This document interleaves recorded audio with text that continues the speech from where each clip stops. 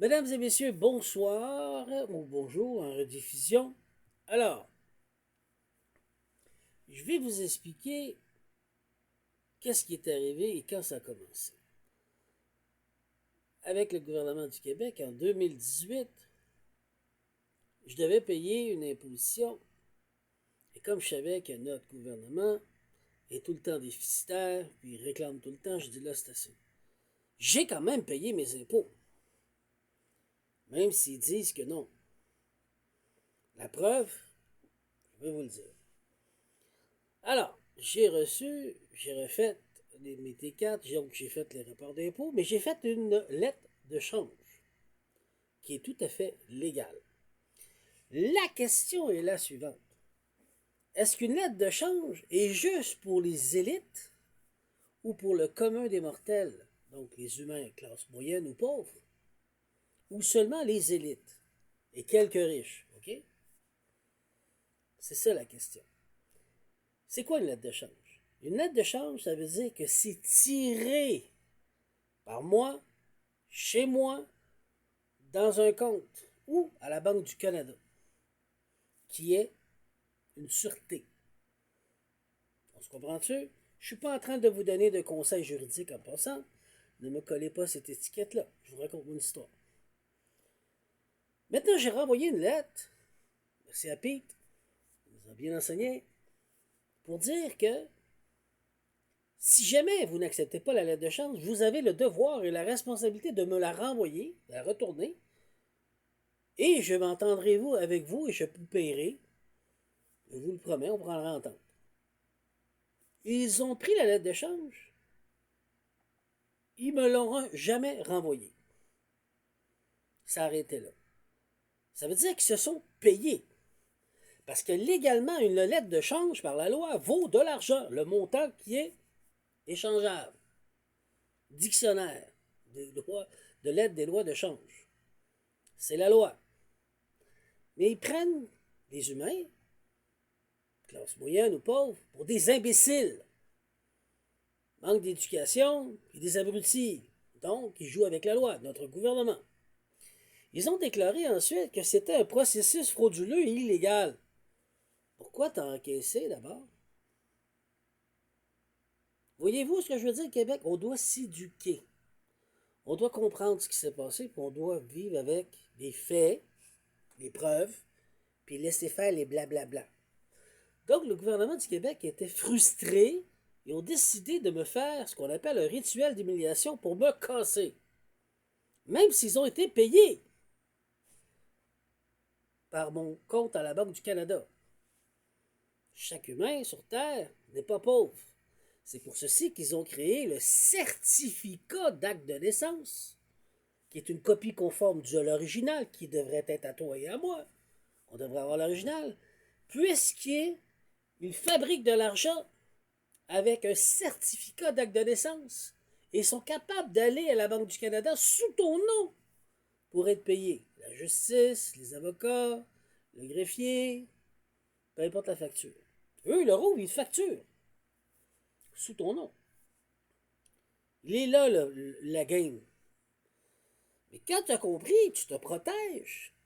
Tu deviens souverain, humain souverain. Tu réclames, tu dis je suis bénéficiaire, exécuteur et administrateur de mon trust et de mon vivant. Et je gère malheureusement la personnalité juridique, moi, dans mon cas, Dominique Sable. Je suis Dominique Henry Ier, le seul et unique bénéficiaire, administrateur, exécuteur de mon trust. Vous comprenez? Plus tard, j'étais 2021, 2022, j'ai fait ma petite saison, je suis parti en République dominicaine. Le 21 septembre 2022, j'ai quitté le Québec. Je suis resté 4 mois et demi. 4 mois et demi, 4 mois. J'ai pas fait grand-chose, j'ai fait moins que 14 500. J'ai pas fait de lettre de change ni rempli d'impôts parce que j'ai quitté le pays. Je me suis trouvé en République dominicaine et en 2023, ils ont saisi mon compte de banque. Le gouvernement du Québec. Ils ont donné le droit, selon les lois.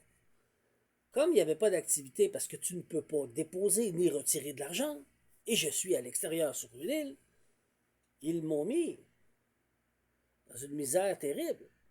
avec ma fille qui était mineure, en fermant mon compte, en gelant mon compte plutôt, pour après la banque fermer le compte. Je me suis retrouvé sans argent sur une île. Par une dette que le gouvernement du Québec en 2023 a envoyée chez nous, en savant bien par le Passeport Canada, j'étais à l'extérieur parce qu'ils m'étudiaient. OK? Ce document qu'ils ont créé, j'aurais pu dans ce temps-là faire une lettre d'échange, mais je n'étais pas là. Donc, je ne peux pas faire de lettre d'échange. Je leur ai écrit, ils m'ont jamais répondu. Donc, ils ont fabriqué une preuve. Et je leur ai parlé cette semaine. Ils m'ont dit que c'est une évaluation que nous faisons et après ça, on prend temps pour payer. Ben moi, je m'excuse, c'est pas une évaluation, le document bleu que vous avez créé. C'est une facture avec un bordereau de paiement. Donc, avec un numéro d'enregistrement, un numéro de TPS-TVQ, un numéro de Corporation Québec Inc., vous venez de créer une pièce. Vous venez de créer un document. Vous, le gouvernement du Québec, envers moi, la personne, Dominique Salle. Aujourd'hui, je vous réponds. Vous avez créé un document, c'est un nom d'une infraction, créer un document sans ton consentement, sans mon consentement, dans le but de t'incriminer. Donc, ils ont voulu m'incriminer, ils savaient que je n'étais pas là. Ils ont fermé mon compte de banque, puis ils ont été plus loin. On va lire toute la loi avant. Je ne donne pas de conseil juridique, je vous donne des faits. Donc, vous en ferez ce que vous voudrez, c'est ça mon histoire. De t'incriminer, de te faire croire que tu dois une dette ou de te causer des préjudices. Ça s'appelle faux et usage de faux.